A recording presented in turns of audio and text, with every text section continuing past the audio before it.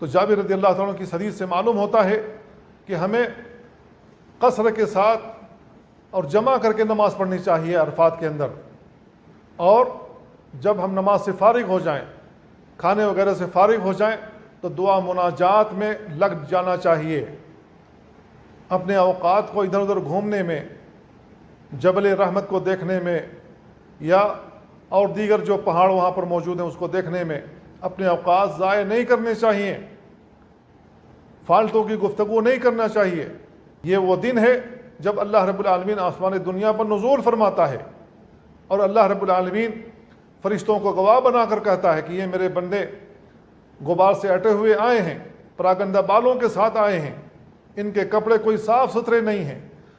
مجھ سے بخشش کے طلبگار ہیں، تم سب گواہ رہنا، میں نے ان سب کو معاف کیا۔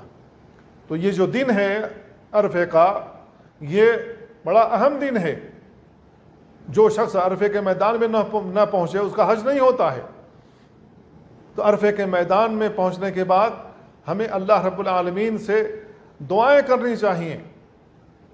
جن چیزوں کی ہمیں احتیاج ہے، ضرورت ہے،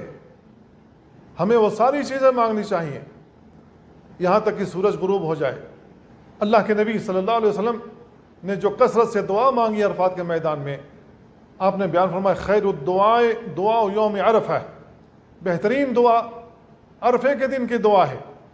وخیر ما قلت انا والنبیون من قبلی، جو میں نے دعا پڑھی ہے اور مجھ سے پہلے انبیاء نے دعا پڑھی ہے،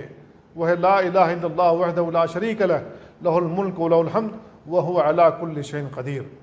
کثرت کے ساتھ یہ دعا پڑھنی چاہیے تمام حجاج کو جو بھی حج کرنے کے لیے وہاں پہنچے ہوئے ہیں۔